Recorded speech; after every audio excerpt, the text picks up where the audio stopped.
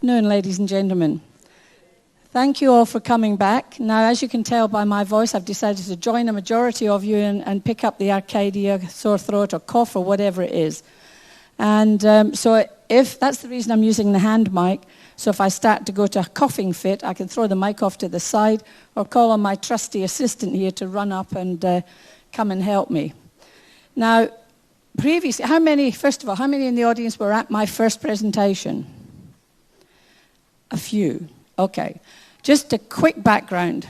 I've done one presentation already which indicated when we emigrated from the UK out to Melbourne. That's John and I. My charming husband down there, he normally says I'm the charming wife. He's gone through a number of presentations already.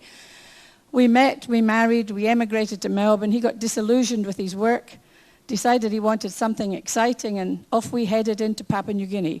Didn't know where it was, didn't know what we were up to. So my first presentation took you through the sort of north coast of Papua New Guinea in the Madang district where we were first based.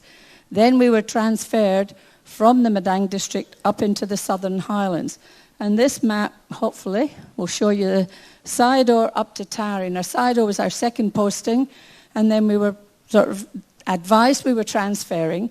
We flew into Goroka. We'd packed up all our gear. For those that remember, I packed them up, weighed it all, got it in a plane, got it from Sidor up to Goroka. Then we got told we were moving to Tari in the Southern Highlands. So off we went up into those highland areas.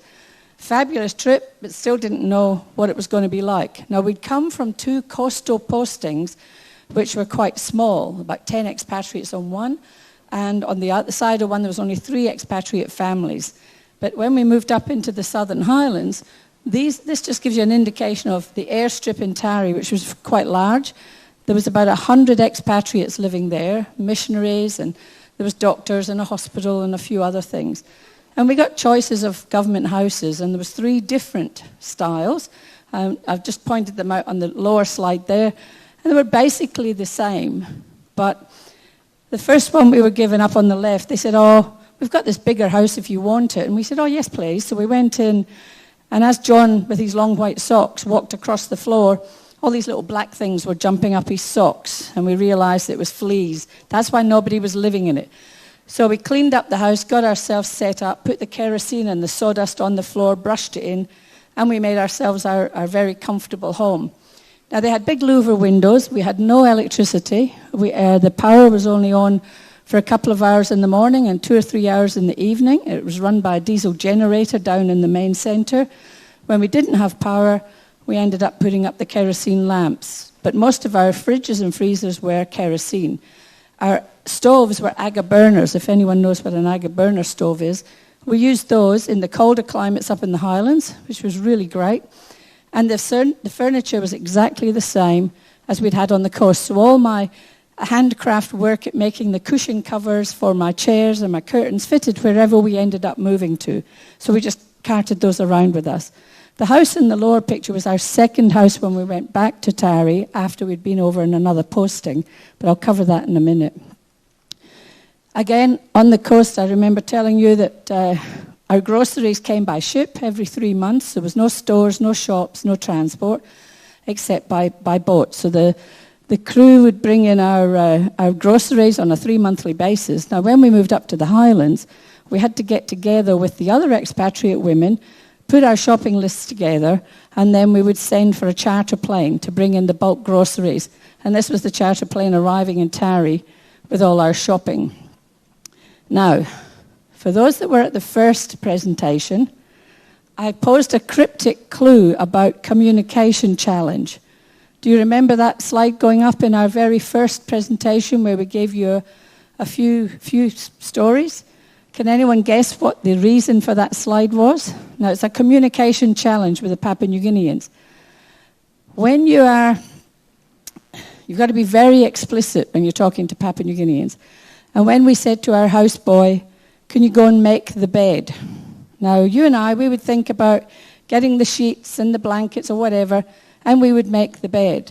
But they would come to us and say, "Have you got the hammer and nails and wood, and I can go off and make you a bed?" So they wanted the actual things. So you've got to be very careful. Another challenge is the Highlands market. We're slightly different to the coastal markets. different foods, different vegetables. I learned how to get involved with all sorts of new cooking things and baking things. And they had live chickens that you could go and buy. Communication issue. Said to the houseboy, can you go down to the market, get me a chicken, pluck it, and put it in the fridge? Now, what have I forgotten to say? To kill it first. So what happened? The chicken, we came home and you open up the fridge door and out popped this very naked, cold chicken. So again, you've got to be very, very careful. But you get to live with these sorts of things. Now remember, we were only 21 years old, so the whole adventure didn't really bother us at all. We were just quite happy to go along with whatever, a bit like being on a cruise ship, really. Yeah, just go along with whatever's going to happen. So when John needed to go on patrol, or if we had any guests coming in, there was agricultural officers, there was doctors, business, government people, anyone came into the outstation, there was no hotels or spare accommodation, so they would stay with us. So we always had to make sure our pantry was full of foodstuffs to be able to cater for any unexpected guests. And you still didn't know how long they were going to stay. They could be there one night or they could be there a week. The types of unexpected visitors could be a visiting Spanish film crew or perhaps a Japanese crew making a documentary. They'd just arrive and then John would have to take them off to wherever it was they wanted to get to make their films or be involved. We didn't speak Spanish or Japanese, but we got on really well in the end, especially my mother. My mother enjoyed being with the Japanese. John mentioned it the other day. They would sit down with their Johnny Walker. Well, I'm not sure if I mentioned it in my first presentation, but my mother used to sit with them because she enjoyed a Johnny Walker as well. And as the bottle went round, Mum would have a little tipple as it kept going. Now, for those that weren't at the first one, the reason my mother is there, the first posting we had was a tropical paradise, loved it. She's in London, she's my mum, I'm the only girl of 7, I've got 6 big brothers. My father had died just a couple of years before, and we emigrate, leave her on her own, and I write back to Mum from Papua New Guinea to say, I'm living in a tropical paradise, Mum, it's absolutely beautiful, swaying palm trees, golden reef, beautiful blue seas, coral, everything. Walk out, pick up the shells. If you ever want to join us, feel free. And she was on the next ship out. And she stayed with us for 25 years. And I mean stayed with us. So she came from London to Sydney to Papua New Guinea. And she never learnt the language, so she had quite a few communication challenges. But she joined us, and she joined in with everything that we were doing. This is her vegetable garden. She loved gardening, so she was able to set up a proper huge vegetable garden. And she would help me cook for the unexpected guests, Governor Generals, British High Commissioner, whoever turned up, we just looked after them. But she spent 3 months catering for an oil company that was based in Como. Now, you saw that story that John was telling you about the LP gas and all of those areas. Well, back in the early years, it was oil search came in.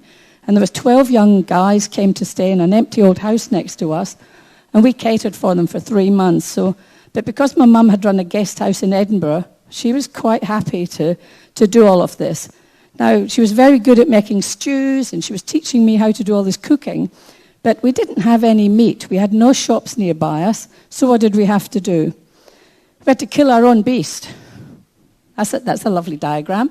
If you need one of those, if you haven't gone to the butcher and said, give me a rump or a topside or whatever, after the beast had hung and it got chopped up into manageable pieces, then we took them back to our houses, and all the women would get together, get our plastic bins and plastic bags out, and we'd divvy up the meat between us. So you might get the topside 1 month, and somebody else would get the rump, and then somebody else would get the fillet, and we'd share it out. And it was a great social event, because we'd sit around and have a couple of beers and share all this food out, and it would go into our freezers to last us for the next couple of months.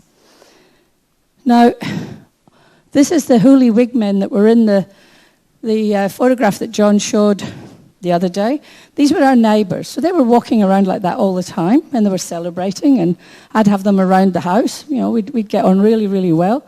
Hogago is the clan leader, so when we did the Can We Help program, I don't know if you saw the TV where I was shaking hands with Hocknull. We were saying farewell at the airport, and I leant forward and gave him pretending to give him a little kiss. Prior to that, John was getting in and out of the NBC truck with a cameraman. Hocknull and I had to get in the back of the truck, and it hadn't occurred to me what I was doing, but I think John mentioned it yesterday, or the day before, the arse grass, the grass that comes down the back for the local people. I was helping Hocknull get into the truck, and I put my hand down, and I was pushing him up into the back of the truck. I nearly came his 8th wife.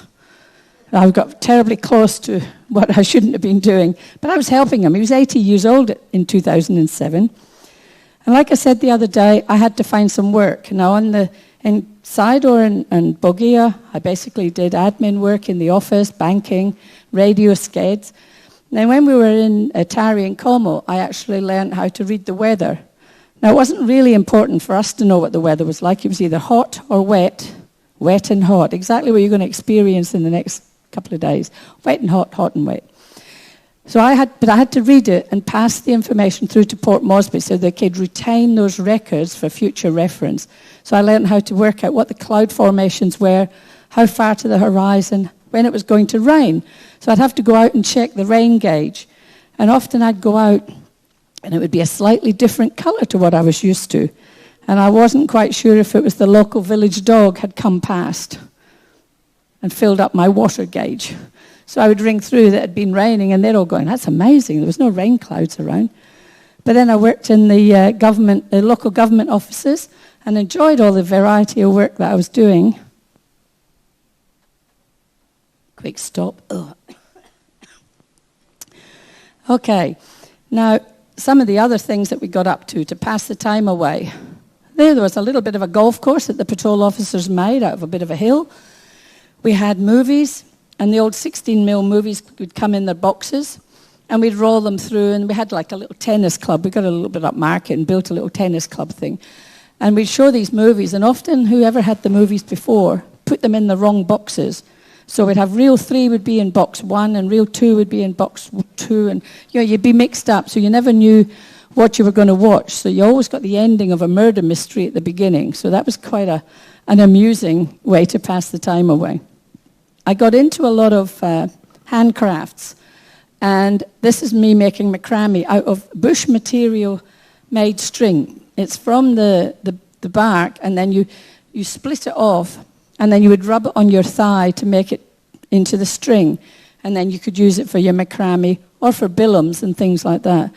But we thoroughly enjoyed it, and the colour, the bluey colour, was the carbon paper that we used in the offices, and you put it into the water and you could colour the water blue.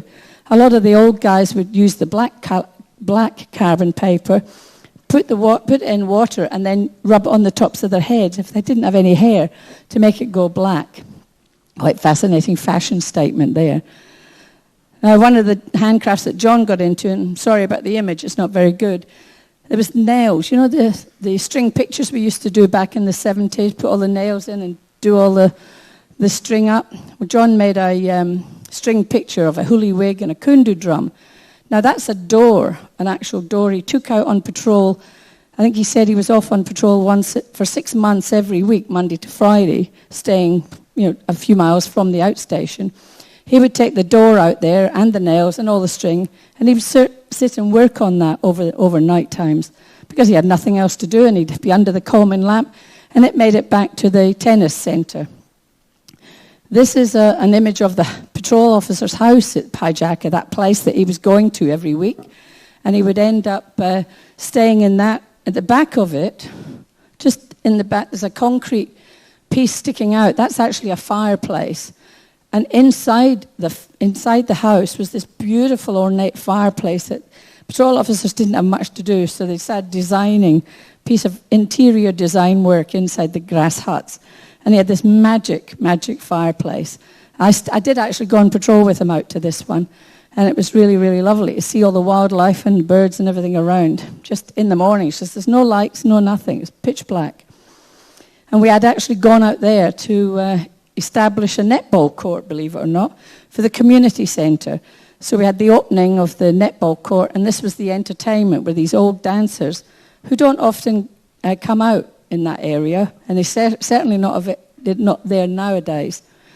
But after a period of time in Tarry, that Tarry outstation had about 100 expatriates there, and every month we would do things like go off to the local father, Catholic church, and he would get out the altar wine, and the nuns would be teaching us the jitterbug dancing. So it was a monthly activity that we got up to, and it was a lot of people. So it was really, really interesting for us. But after a period of time, John got posted away, and this was where we ended up. This is Como, and it's another small place. Again, it was this little airstrip. John showed you the huge, big airstrip that's been built for the LNG plant.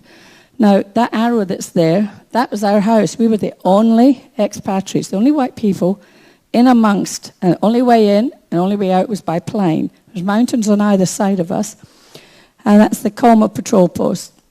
And John was the officer in charge, and that's where he went off down to the Basavi region, those areas that he patrolled in. And that was the first patrol reports that he did back in 1973. The first patrol had been in there in 1963, I think. So the people weren't used to having us around, but they soon got around. I was glad I had my mum with me then, but I also, the house, again, was another government-style house, a new one, and John had built in underneath with bush materials so that we could store things, like a huge pantry, basically, because we were totally on our own there. We had to fly everything in. So that was our storeroom. And it was same furniture again, same type of house, the 4-inch poles so that it would sway if there was an earthquake. And the water, somebody asked me the other day, the hot water system down on the coast, we had rainwater tanks on the houses, and we just pumped the water up into the header tank, and the water would heat up with the sun, so that was perfectly hot enough. However, up in the Highlands, it got quite cold, so the ingenious way we heated our water, in this little shed is a 44-gallon drum full of water over the top of an open fire. The houseboy in the morning would get up, light the fire, heat up the water, yell out to us that the water was hot enough for a shower. We'd race into our bathroom, and he would start pumping it up into the header tank, so it would then come through into the shower room nice and hot. And that was the way we did our washing as well. And, of course, when we were in Como, I was waiting the birth of our first son. Now, most expatriate women would head back to Australia, and they'd stay down there for maybe 3 months before, during, and after the birth. I decided I had my mum with me, and I was perfectly okay. Nothing much was happening, except I didn't know when the baby was due. I had no idea, so they kept trying to induce me, and it didn't work. So eventually, when Craig decided he was going to come, he was born in the Mendy Hospital, and we went into the main town centre, and Craig was born, and we had like a little motel room. The hospital was quite new, but it just had like the equivalent of a motel room where we would stay, or a hotel room type thing. And he was born, and everything was fine. Now, the doctor down here, this gentleman, he's French-Canadian, volunteer services overseas. Now, they normally travel overseas to do some, special works. Well, he was studying tropical diseases. He had never delivered a baby in his life before, and he was delivering the baby. And the sister, she was brand new, based in Mendy Hospital. In fact, when I was having the blood pressure taken, she had the blood pressure pumped round the wrong way, so it was pumping up. It was pumping up instead of taking the measurement. But when I took my clothes, the little case of clothes in for Craig, for the baby, the local nurses took him away and gave him his bath, and when they brought him back, he was like the little Mitchell and X-Man. They put everything on him. And in those days, it was toweling nappies. We didn't have disposable nappies because we didn't have those then. But I'd taken nappies and little nighty things and blanket, everything. They put it all on. So he came back as, instead of a 6-pound baby, he was like a 26-pound baby. He was really big. Now, when we moved back to Como, where we were on our own, the visiting sister would come in to do the clinic for the local women. And it was a little medical centre. And this hook on the left-hand side, that is the weighing scale to weigh our children.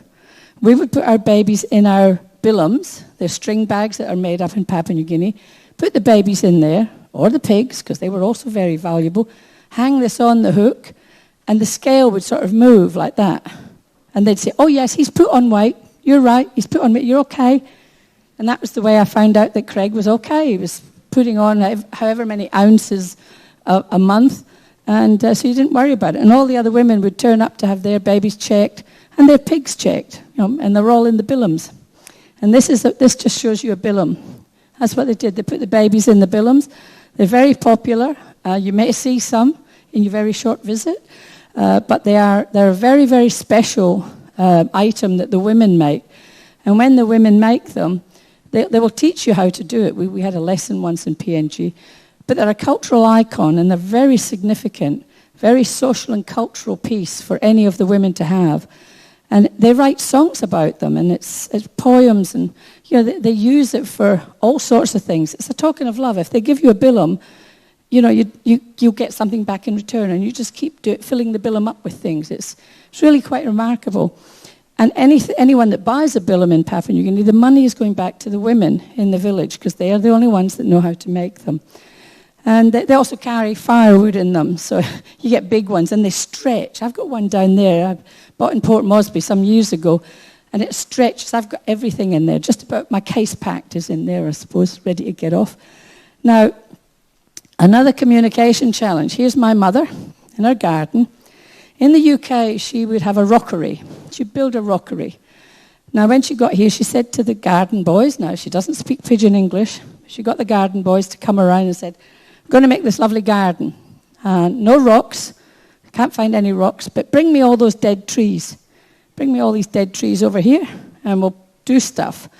And then the garden boys would come to John and go, oh, that lady, she's Lapun. She's a bit crazy. They call us Lapun Mama. Old lady, Lapun meaning old. She's gone crazy. Those trees won't grow. They're dead. But she's asking us to bring them over for the garden. And what my mum was doing was making a woodery. She was building up the earth and soil all around the dead trees, but making it like a rockery, planting plants in between. But she just carried on. She just kept saying, no, bring me the dead trees. They'll be all right. And it did turn into a beautiful garden. I can't remember if it was this cruise or the Queen Elizabeth last year, there was a Japanese guest, there was a guest speaker talking about Japanese gardening. And he mentioned that it was quite important for the Japanese. They would make gardens out of dead trees. It was very significant. So I thought, yeah, that's my mother, wabi-sabi, a wabi-sabi garden. She was doing a Japanese garden back in the day. So I was really pleased to think, well, it wasn't just a rockery, it was a proper Japanese garden she was building. Now, some of the other exciting things. John, in his wisdom, go off on patrol. Its independence is coming up, and he decides to instill some excitement and fun. And he has a competition, and he tells the locals to go out and catch the largest snake. And they would win 5 kina or whatever it was. He went off on patrol and left me. So what happens?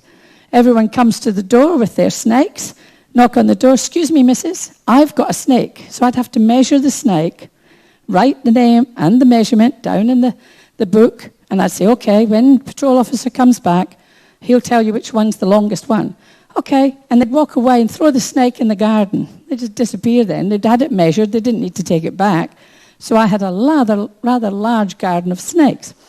And on the last day, just before John came home, thank goodness, this guy turned up. Now, the metal patrol boxes, he carried this little one, the big snake, in this little metal box for days. So it was quite stunned by the time it arrived with us.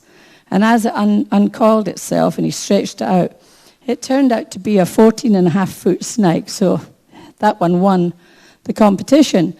But the ladies that saw this snake coming in, the local ladies, got really excited, and they hung around because they wanted to eat the snake. And they put hot rocks down inside the snake so that it will cook from inside. It was like, slow cooking. Put the hot rocks in, cook it, wrap it up, put it in the ground, do their moo-moo under the ground cooking.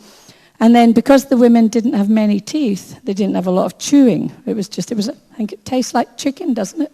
Snake tastes like chicken. Right, now, also what happened when we were in Como with Independence Day, we're the only expatriates at the lowering of the flag. I think John showed you the Australian flag coming down and the Papua New Guinea flag going up. And that's me, and just beside the flag and amongst all the people. So we were the only white people there, with 75,000 locals. And a lot of people say, how did you manage that? How can you live there? It was just John and I, my mum and our baby. No problems. It was all during the 1970s. And we just learnt to live with it. And that's the reason we're sort of doing what we're doing. We're trying to let people know what else happens in Papua New Guinea. And did happen for us while we're there. And we have made lots of friends even to this day. And then the house girl that we had in the Highlands, this is our little son. She was looking after him. She would take him everywhere with her. So he would go off into the jungle all on his little lonesome. We'd go off looking for wildlife or birds or whatever. And we'd go off to waterfalls. And then the dog, as John said the other day, would unearth pigs and chase the pigs out. Our house girl would grab Craig and just run out of the jungle. And we'd be all chasing out to try and get away from the wild pigs. Now, after independence, we ended up moving back to Tari. And we stayed in Tari for another 18 months or so. And then when we were finally leaving, we had a moo-moo. And they put this on for us. This is our Buffy-style farewell. And if you can see the guy in the top left-hand photograph with the crocheted jumper on, the black, red, and gold, they're the things that my mum used to do. She'd sit and crochet hats, beanies, jumpers, and everything to keep herself busy. And we would do the census reporting. We'd do any job that was going that we could do at home. My mum and I would sit down and do it. And this was our farewell. And that's little Craig having his chicken that was cooked in the ground. And the guy's saying farewell to us. Now, the other day, I think we covered briefly about the airplane challenges, didn't I? About having to hold the seat of the pilot when it fell back. Did I cover that the other day? Yeah, and there's a few others where, Mum and I would get in and we'd find there'd be pigs up the back of the plane, or the middle seat was taken up with kerosene or whatever they were carrying. Everything was carried on the planes. Some of it quite dangerous.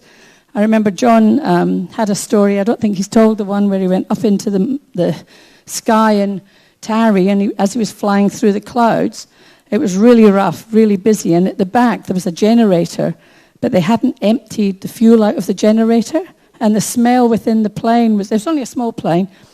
As he got through the cloud, they straightened off and they said, oh, that's good, we're up here, we've got past that. And both of them, the pilot and John, were about to light up a cigarette. And of course, they realized that there was all the fuel in the back, and they thought, no, don't do that. Let's get this down into Mendy, this plane. But no, the stories are endless, and we were not scared at all, so it doesn't worry us what kind of planes we get in and out of. And that was us leaving Papua New Guinea. He was just sitting there with Craig on our knees. When we revisited in 2007, this was just a quick photograph to show you as us going back then and meeting all those people that we had been friends with back in the 70s. And I think I hope you all, the people that saw John's presentation the other day saw the Can We Help program, and that was when they took us back. Now, when we left Papua New Guinea, John's parents were down in Adelaide. They'd emigrated from the UK as well, and of course my mum was with me. So we had previously bought a house in Adelaide, so we thought, oh, well, we better head back to Adelaide. We had a little boy. We'll go back and we'll end up in Adelaide. So this was just a few of our artifacts that we had on our wall in our house in Adelaide. But unfortunately, Adelaide really wasn't for us. You move from a place like Papua New Guinea where you've been for 10 years and you're out in the jungle and you're so adventurous and you're just doing things. And when you arrive back in suburbia and you're trying to get out and about and do things, and people say, no, can't do that tonight, I'm washing my hair. No, can't do that tonight, I'm going shopping. Or, no, and it was so staid and typical suburban life. I'm not putting that down, but I'm just saying it wasn't for us. So we packed up our house, sold the house, packed it up. By this time, we'd had a second son, Scott. He was born in Adelaide. Packed everything up, got in our car, and drove to Darwin. And we got into Darwin, and this The house on the bottom right is our Darwin house, very similar to Papua New Guinea. The one on the left is our Adelaide house, to show you the type of styles we'd gone through. And of course, the top one is our Papua New Guinea house. So we sort of were longing to get back to the lifestyle that we'd had, and we did. We spent 10 years in the Northern Territory. And because of our involvement with the Papua New Guineans, it was obviously sort of for us to get ourselves involved with the indigenous people in the Northern Territory. So this just takes you on to another little bit of a story of what we did when we left Papua New Guinea. I've put this up because in Australia it's very strong. You have to recognise Indigenous Australians who may have passed away, whose names may be used in any presentation. You've got to make them aware in case we've got an Indigenous person in the audience. So that's why that slide is up. So on our way into Darwin, take the boys to visit Kakadu National Park, Norlangi, Aboriginal blue paintings. I don't know if any of you have been to Kakadu. Some of you have. I can see some heads nodding. It must be Aussies. Are you Aussie? Aussie. And we ended up doing our trip around the Northern Territory into Kakadu, getting to know a bit more about the Aboriginal life, getting to meet some of the local people, the ladies at Barunga Cultural Festival. And there's it's fantastic up in the Territory. If you ever go back to Australia, you should try and get a trip up there. So what my job was, I took a job on with the most prestigious Aboriginal organisation. They've got one in the north of Northern Territory and one in the Central Australia. It's called the Northern Land Council. So I was in charge of all of these traditional Aboriginal owners of the land in the Northern Territory. And it was my job to go to all of their outstations, and we would be talking about land rights. We'd be talking about what they wanted on their land, what the types of jobs they were looking for, and what the lifestyles were going to be like. And it was a fabulous, fabulous job. And I just went everywhere, including Parliament House, Press Club, down at Canberra, around Australia. My boss and I went everywhere. This is one of my bosses. He was the director of the organisation. And the little baby that I'm holding is his daughter, and he decided to name his daughter Morag, which was lovely. When I went to the hospital to meet the little baby, the nurse said to me, "Oh, this baby's gorgeous, and she's got a fabulous Aboriginal name." And I thought, oh, what name? Now, she did have an Aboriginal name, but she was talking about Morag. And I said, well, it's a very Scottish Aboriginal name. So I told her the whole story. So unfortunately, we don't know where Morag is to this day. But one day we'll track her down.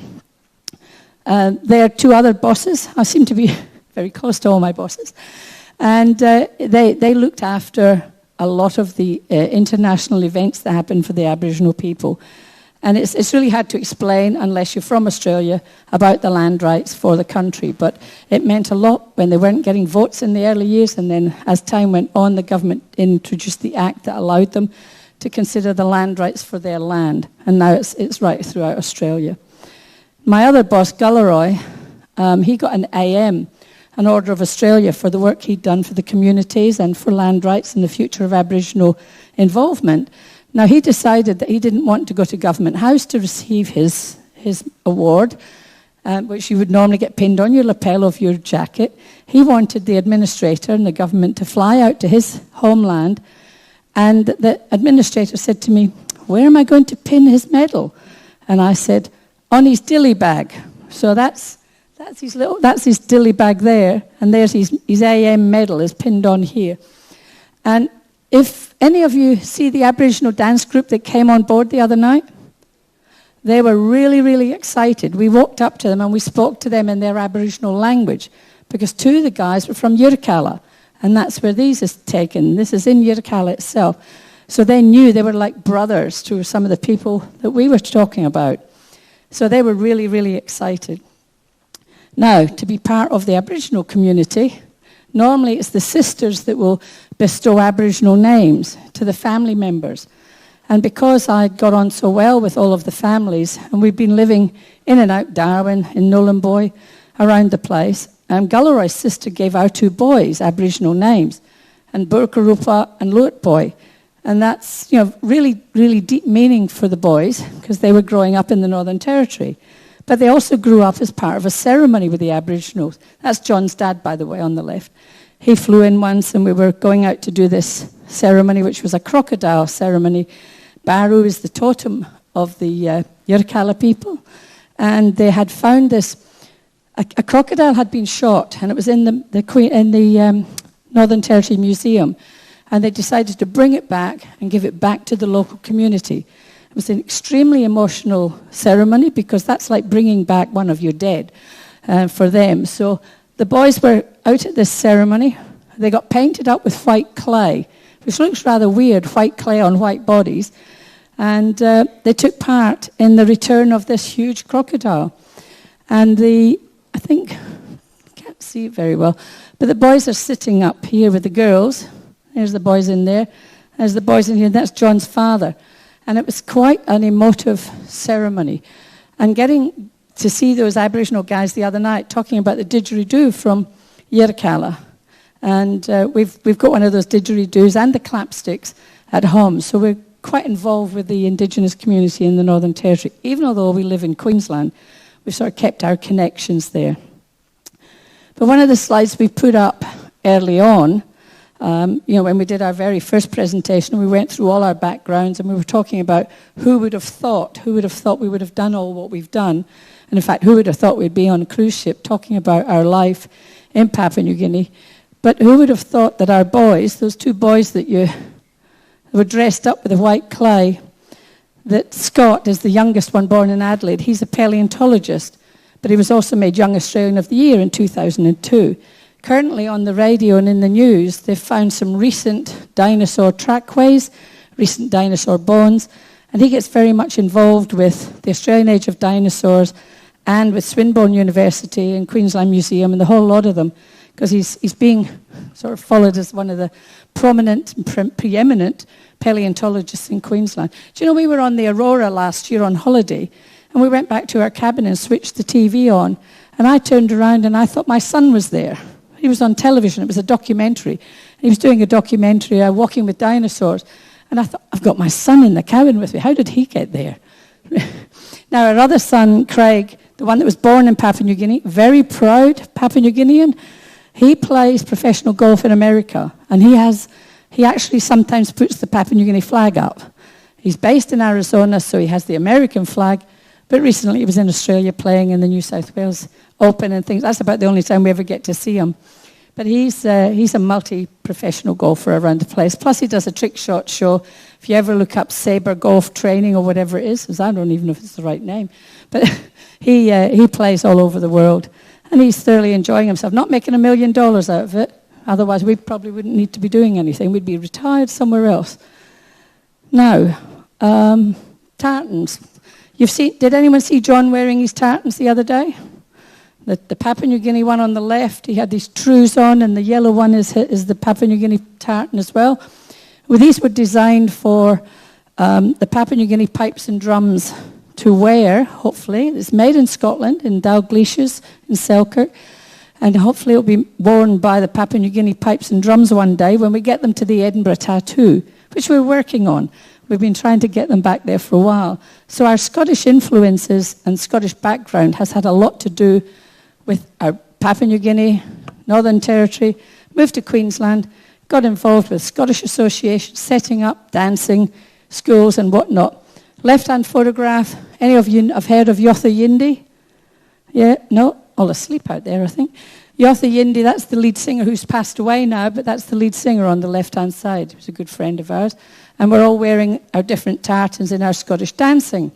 Reason I've put that photograph up is because when we got back to Queensland, we introduced, we're fundraisers with the not-for-profit sector, so we help charities raise funds for scholarships, basically, and lots of foundations and trusts. So we used our Scottish influences and Scottish background to put on a Grand Highland charity ball in Brisbane for the Endeavour Foundation. And we always wanted to bring all of our connections together. And we decided to have the didgeridoo playing with the bagpipes. Now, it has been done before in Adelaide, but we wanted to do it at our ball in Brisbane. And I'm hoping that this is going to work. Dee, dee, dee, dee, dee.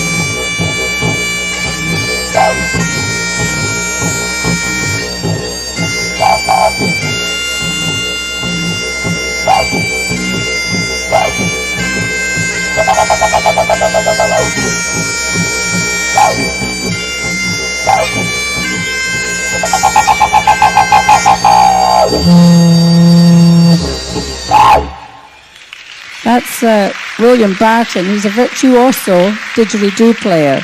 He normally plays with the Berlin Symphony Orchestra, and he flew in specifically for that Highland Ball in Brisbane, which raised a lot of money. We had over 1,200 people at the convention centre with haggis tasting and malt whiskey tasting at the back, of course, which went down really well. Now, I'd just like to say thank you. We thought we might have been making another presentation, but we got told today that tomorrow it won't happen because you're doing drills and getting other things happening, of course. Now, I'd just like to thank the production team and the entertainment office and my musicians and all of that sort of thing for having us on the stage, like everyone else does. We don't have CDs or DVDs for sale, but John has got a little bit of information to share with you, so I will pass over to him. And thank you very much for coming along. I hope my voice wasn't a total pain. I didn't have to break up and give it to my sidekick here, but I will now because it's over to John. Thank you. Just the next one. Yeah, ladies and gentlemen, I was to be making a presentation tomorrow at 1 o'clock, but as Morag says, there's a drill on and everything's been bumped along, and for me to make the presentation and then for us to be able to pack our bags, it just wouldn't work. In Rabaul, I've had contact with a lady that runs tours in Rabaul, and she has been contacted by a lot of passengers already on the ship about tours, and they book tours up with her. She will be at the wharf at 4 o'clock, and she's going to organise there. Those people that have already made bookings, if they want to go, still go and have a look. She's got like a 2-hour tour that she can take those people there. Anybody else can go along and see it. When you get off the ship, you head over to the right-hand side, you probably see a blue tent. Go across there and look for Ellis, and she's got like a 2-hour tour which will take you out to the hot springs, up to the observatory, Yamamoto's tunnel, and the Rabaul market for a couple of hours. And she says it'll be $50 Australian or $35 US. So if you fancy going for a quick look around in Rabaul, then as soon as the ship docks and you can get off, head over to the right-hand side and you'll find Alice there. There will be other tour operators there. There'll be a few taxis probably, and you can go and negotiate a fare with the taxi drivers. They are metered taxis, and so you can either go by the meter or do a deal with with the driver to take you anywhere. But in Rabaul, to get from the wharf to, as you go out through the wharf gate, there's a road there, and undoubtedly the local people will be there selling their wares. The billums that Morag talked about will be available, and the best billums available there, if you go through the gate and turn right, probably 20 or 30 yards down on the right-hand side, there's a lady from the Highlands selling billums, and she makes those billums that she's selling. So they'll be worth, I think they'll probably be somewhere between $20 and $50 Australian. There are some really, really good ones that you probably end up paying maybe $60 or $70 Australian for, but the traditional Papua New Guinea billum is there. If you go to the left-hand side when you walk out, there's a couple of guys that have brought carvings over from the Sepik area, and they are carved crocodiles and other bits and pieces, and you'll be able to find some carvings there. Go out there, turn left, see the carvings, to the next intersection, turn right, 1 block, and you've got the Rabaul main street in front of you, and the market's on the other side of the road. Now, whether or not there are people still selling stuff at 5 o'clock in the afternoon, I don't know. If they are, when you go in and have a look at that, that's their local produce market, so you see the sorts of things that they eat, you know, the greens and the bananas and whatever. You'll also see some really big brown eggs, about that big. They're the megapod eggs that they get from the volcano, and you'll see big heaps of those.